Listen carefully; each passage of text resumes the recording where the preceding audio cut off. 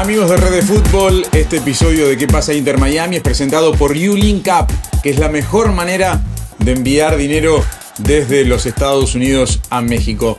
Estamos reaccionando apenas termina el partido con victoria visitante del Inter Miami 2-0 frente a Real Salt Lake en Utah con dos golazos.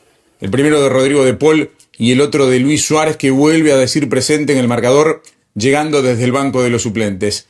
Estamos reencontrándonos en lo personal con nuestro gran amigo Eduardo Vizcayart, que ha estado presente en Red de Fútbol con la Copa del Rey, con información de la Champions League. Eduardo, bienvenido de nuevo a ¿Qué pasa Inter Miami? ¿Cómo te va? ¿Cómo te va, Alejandro? Un placer acompañarte. Bueno, noche victoriosa en este final de paseo por la montaña, en la zona montañosa de Estados Unidos, para este Inter Miami que tomó aire gracias a, como bien decías, dos grandes goles.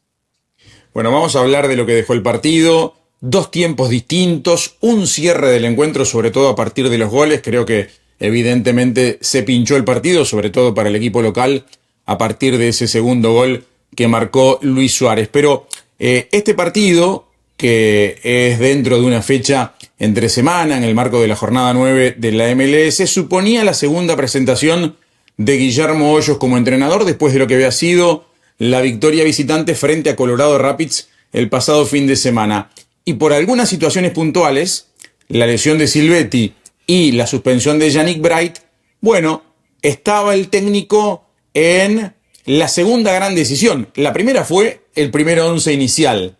Bueno, la segunda es cómo rearmaba el equipo en función de esas ausencias. Y bueno, se vieron decisiones importantes, sobre todo con el diagrama táctico, con el dibujo táctico que paró en la jornada de hoy allá en la altura de Sandy en Utah. Vamos a repasar, Eduardo, si te parece, contarle a la gente que acaso no vio el partido, o para refrescarles un poquito cómo fue la propuesta de Guillermo Hoyos para este segundo once del Inter Miami desde que asumió la conducción técnica. Bueno, el cordobés apareció con una línea de tres zagueros, Maxi Falcón siendo junto con Micael el líder de la defensa, Luján el tercer integrante jugando por la derecha, el número 2, Mura como carrilero por la derecha y Allen como carrilero por izquierda. En el centro del campo aparecían De Paul y Telasco Segovia, luego Messi, Allende y Berterame. Esa era un poco la idea del juego del cordobés, una línea de tres que realmente fue una línea de tres, a veces se despegaba un poquito más hacia presionar, y esa era la intención que tenía Hoyos, de pedirle a los tres del fondo que supieran salir, uno de ellos a presionar un poquito más adelante, y lo conversaba sobre todo en el primer tiempo con Maxi Falcón, que bueno, me parece que es el hombre que por el papel que cumplió en la temporada pasada podemos llamar, entre comillas, el líder de esta defensa. A ver, es muy difícil tratar de saber lo que no pasó. Seguramente se lo van a consultar a Hoyos en la conferencia de prensa, pero ¿crees que esta figura táctica tiene estrecha relación, por ejemplo, con la salida de Yannick Bright? ¿Que si hubiera estado Bright, estábamos ante el mismo escenario o no? ¿Qué imaginás que puede haber pasado por la cabeza del técnico? Mira, yo creo que es una idea de juego que se adapta un poco a las circunstancias. No, el rival también jugaba con una línea de 3, línea de 5, entonces quizá tratar de generar un poco ese sistema de espejo que a veces los entrenadores tratan de buscar. Yo creo que sin Ayala y sin Bright en el centro del campo, el entrenador tenía que encontrar esa manera de equilibrar. Por eso decía que uno de los tres siempre tratara de salir. A veces eran los laterales que se sumaban para tratar de hacer que el equipo tuviera un poquito más de presencia.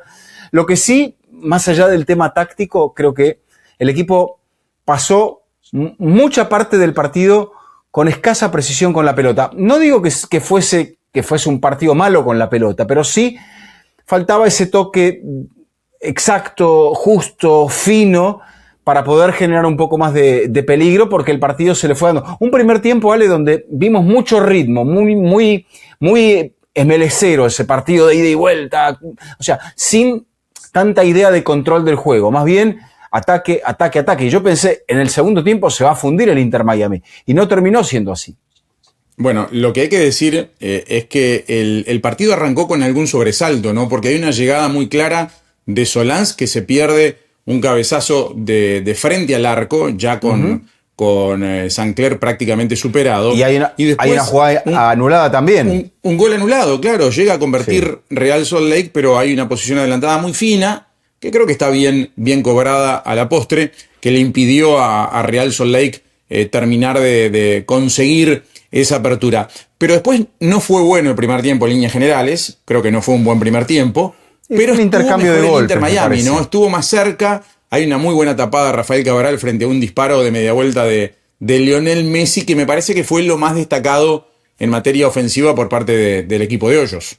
Sí, yo creo que Real Salt Lake, que venía en una buena, había perdido el primer partido de la temporada, después no había perdido en los 6 subsiguientes, venía con fe, habían preparado muy bien el partido, se pensó, incluso decían los colegas, en un estadio un poquito más amplio para la fiesta de Messi, esta fiesta que desata Messi cuando va a jugar de visitante. Era la primera vez que jugaba, de hecho, ahí en Utah. Y sí, el partido tuvo me parece que se dio esa efervescencia de ver si se le puede ganar al Inter Miami, al equipo de Messi. Y creo que también Miami entendió que iba a jugar a ese mismo ritmo, ¿no? Y que en ese mismo ritmo lo que no aparecía era la calidad, no aparecía la precisión en el ataque. Berterame no entraba mucho en juego, el partido de Allende no fue bueno, por ejemplo, tampoco.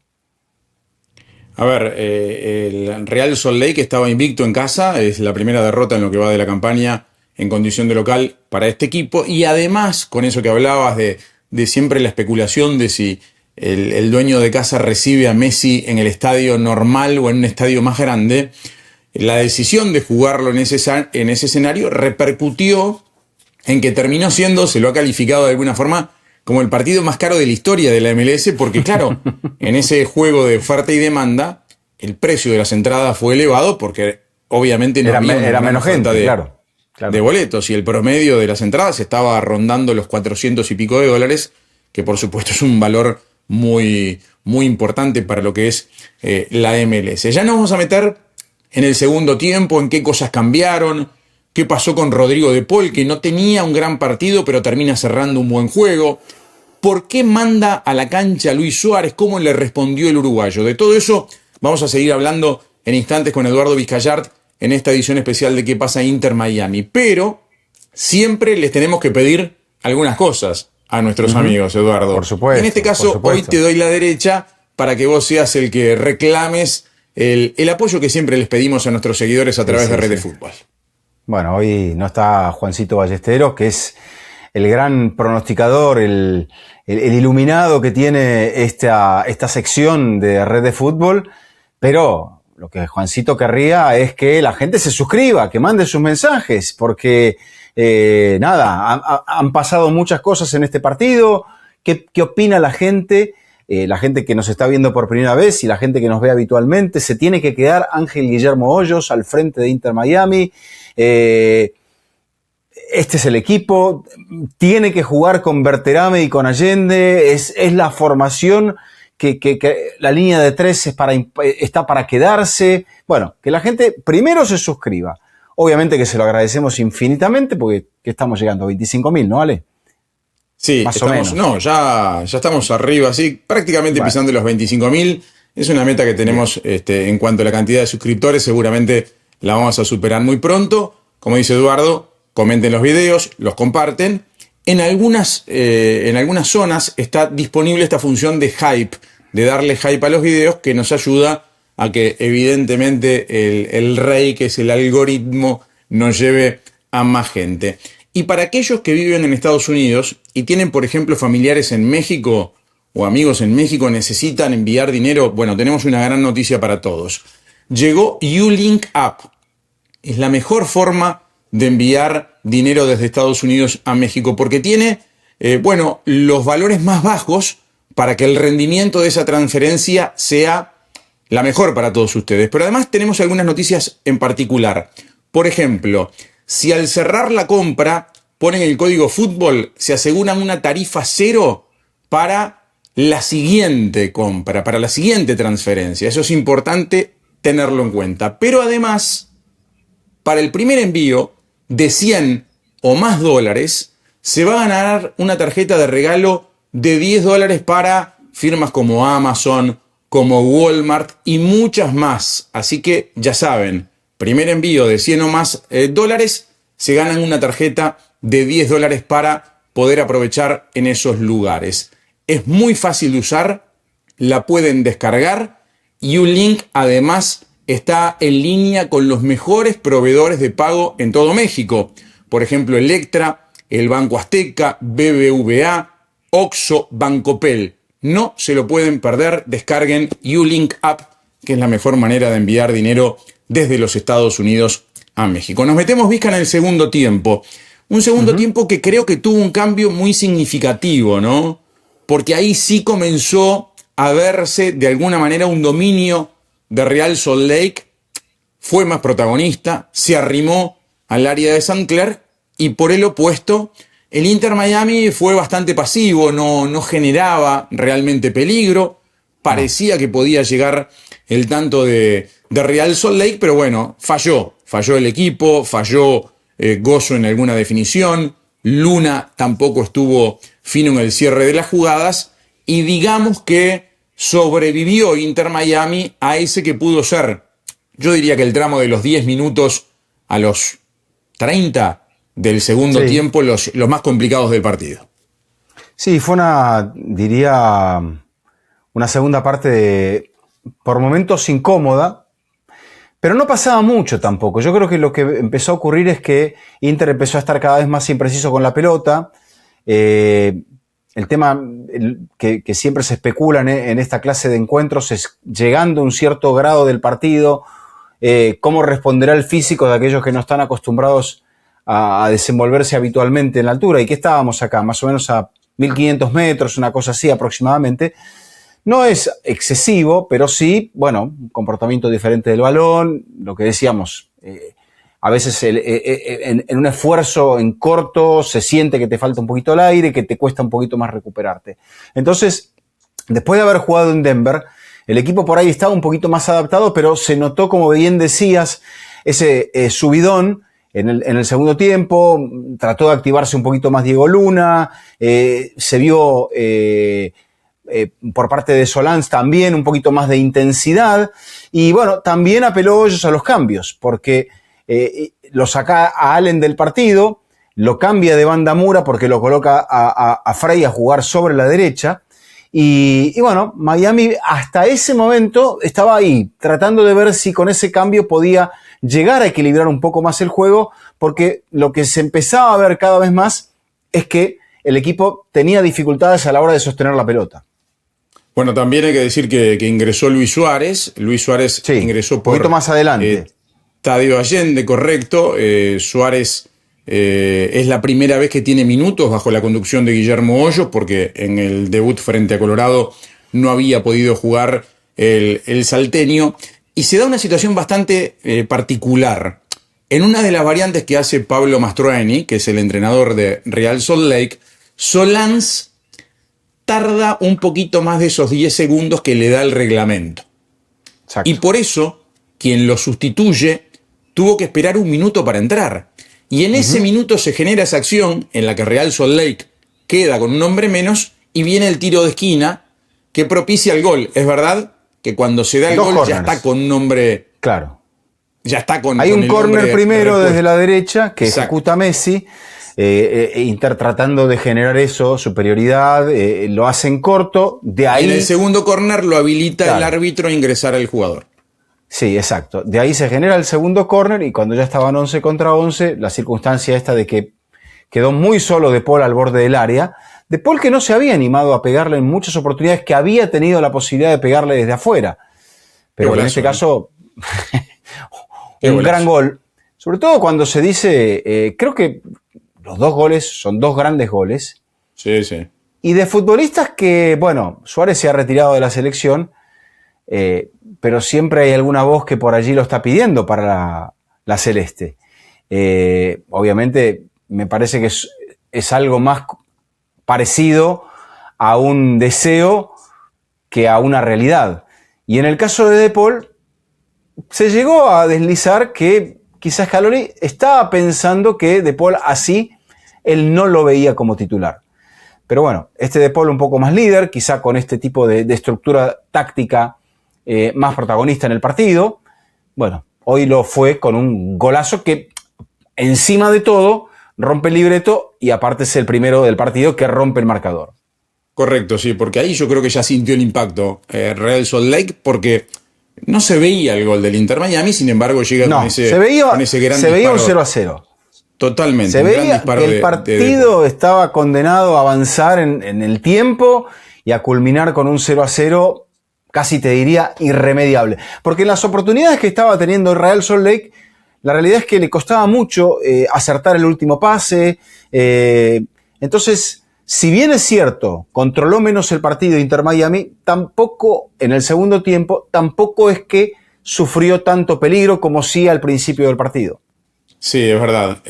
Y Suárez entró muy bien, porque Sí. tocó la pelota, participó, Buscó a Messi, casi que lo quería en una oportunidad donde Messi quizá había algún compañero mejor perfilado, pero lo buscó al número 10, porque bueno, ya sabemos la relación, la complicidad y esa sociedad que conforman en el campo. Sí, yo creo que hoy Suárez volvió al nivel que había mostrado en aquellos partidos en los que jugaba en la temporada pasada bien. Más allá de que convirtiera o no, con buenos movimientos, administrando bien la pelota.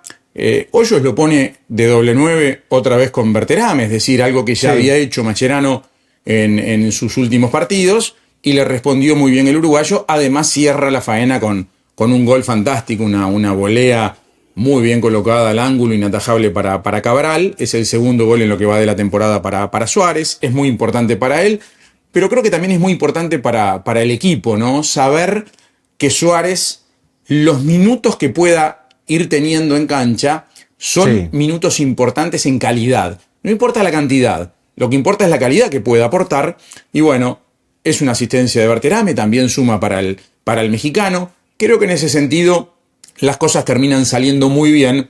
A un entrenador sobre el cual siguen habiendo muchas dudas desde qué puede llegar a aportar, siguen habiendo muchas dudas si es un interinato hasta el Mundial o se estira un poco más allá de la Copa del Mundo, pero que respondió muy bien. Es decir, en cuanto a los resultados, en cuanto a la gestión del equipo, termina respondiendo bien en una gira que tenía el desafío extra de la altura. Creo que el técnico estuvo a la altura de los acontecimientos y vuelve a casa con 6 puntos de 6 posible. Cosa que era difícil de imaginar, no imposible, pero difícil de imaginar en el contexto en el que venía el equipo. Sobre todo, de 2 empates 2-2 en casa, con muchos errores defensivos, parecía poco probable que el equipo lograra sumar los 6 puntos. Y se da hoy. Creo que lo más importante, tan importante como los golazos, es no haber recibido goles. Claro. Es decir, hoy, defensivamente, esos errores que se habían dado en el partido Colorado y anteriormente no aparecieron. Sí, se logró contener al rival, cosa que me parece que es lo más importante. Dicen que el músculo tiene memoria, ¿no? Hoyos dirigió en Bolivia, un país donde la altitud es un factor muy importante, en las ciudades más importantes como Sucre, La Paz, Cochabamba. Bueno, Hoyos tuvo memoria, supo cómo plantear el partido para jugarlo en la altura, supo cómo administrar las fuerzas. Y para mucha gente, yo creo que es un poco más que un interino, porque se nota que él ha sabido muy bien qué teclas ir a tocar. Yo creo que el equipo no siente esa transición después de la salida de Javier Mascherano, que es un personaje que me parece que es para extrañarlo, porque consiguió ese título y me parece que supo muy bien cómo enganchar con sus jugadores, sobre todo con los jugadores jóvenes, cómo manejar a los veteranos, pero evidentemente algo ahí dejó de funcionar. Mascherano da un paso al costado, llega Hoyos y da la sensación de que el grupo no es que se quedó mirando hacia atrás a ver la sombra de Mascherano. Inmediatamente se han encolumnado detrás del nuevo preparador. ¿Será interino o no? Yo creo que esto lo van a decidir los resultados. Bueno, a ver, para el próximo sábado, el equipo vuelve a Miami ahora y jugará frente a New England Revolution. No va a estar Telasco Segovia, porque vio tarjeta amarilla hoy y estaba apercibido. No se sabe qué va a pasar con Silvetti, si se puede recuperar o no. No se sabe qué va a pasar con Yannick Bright. No está claro, hasta ahora no ha habido una comunicación del comité disciplinario con respecto a lo que se mencionó que pudo haber pasado en Denver el otro día con la expulsión de Yannick Bright. Pero a lo que voy es que... Aparentemente se habla de un insulto. Sí, claro, sí, por eso, pero no sé si se va a dar solo un partido o dos partidos, por eso... Quizá haya un segundo, segundo. Habrá que esperar una comunicación oficial que hasta ahora, por lo menos nosotros no la tenemos o no la hemos visto. ¿Qué quiero decir con esto? Siendo un caso delicado, me parece que puede entrar en esa nebulosa y que puede ser que quede en un segundo partido. Vamos a ver en las próximas horas qué sucede. Que es importante ver qué decisión toma el técnico con respecto, de vuelta, al diseño del equipo, a la estrategia, cuando tenga todo el plantel. Es decir, cuando tenga Silvetti y Allende en buen nivel, cuando tenga Bright reapareciendo de la sanción, ahora no va a estar Segovia, es decir, obviamente también forma parte del trabajo del técnico gestionar ante este tipo de circunstancias porque son absolutamente normales. Pero a mí me gustaría ver cuál es el equipo de Hoyos. El 11 de gala, como se dice, de Hoyos, todavía no lo conocemos. No, esto tiene una marca muy bueno, salvo los cambios, la gente que llegó para esta temporada, tiene la marca muy de la administración anterior. Pero la virtud de un entrenador es adaptarse a las piezas que tiene. Entonces, creo que ahí está la virtud, sobre todo de la victoria de hoy, que fue desde el punto de vista del marcador que llegó con menos sobresaltos que la victoria del fin de semana pasado en Colorado. Entonces, bueno, ¿será que la idea se va afirmando? También pasó algo, ¿no? Que el equipo se queda en la transición, en la montaña, en la zona donde había jugado el primer partido, o sea que llegó de Denver hacia Utah y estuvo junto, estuvo trabajando, estuvo adaptándose a las circunstancias de la altitud del partido, pero también eso, me parece que juntándose es como un grupo puede llegar a encontrar, sobre todo cuando ha cambiado de líder. Sí, comparto, es una experiencia necesaria, ¿no? Para que las ideas se vayan entendiendo, para que la ida y vuelta se dé, más allá de lo que es el encuentro más casual en el centro de entrenamiento habitual. Aquí la convivencia ayuda para establecer conceptos, para entender qué es lo que pretende uno del otro, y me parece que eso es muy positivo. Bueno, habrá que esperar ahora hasta el sábado para ver si se puede dar la primera victoria en el Nou Stadium, ¿no? Porque hasta ahora 2 partidos, 2 empates, 2-2. Hoy se dio una fecha en la que pasó de todo, muchos goles, 2 partidos que terminaron 4-4, un 3-3, un gol de arquero sobre la hora. Es decir, la jornada 9 nos ha regalado cosas bien particulares, pero el Inter Miami vuelve a casa con 6 puntos de 6 posibles y me parece una muy buena noticia. Queríamos estar apenas terminaba el partido, así lo hicimos junto a Eduardo Vizcayart. Como siempre les decimos, suscríbanse a Red de Fútbol, compartan nuestros videos, los comentan, hay muchas cosas para comentar, quedan muchas preguntas planteadas para todos ustedes, y si encuentran la función Hype, nos dan una gran mano para que el video se vea por todos lados. Eduardo, será hasta la próxima, que pasen bien, ¿eh? Gracias, Alex, buen fin de semana para vos. Este episodio de ¿Qué pasa Inter Miami? Fue presentado por U-Link Up, la mejor manera de enviar dinero desde los Estados Unidos a México. Hola, ¿cómo están? Soy Carmen Boquín. ¿Te gusta todo el contenido de Red de Fútbol? Bueno, te invito a que te suscribas, actives las notificaciones y así no te perdás nada de todo lo que te traemos. ¡Chao!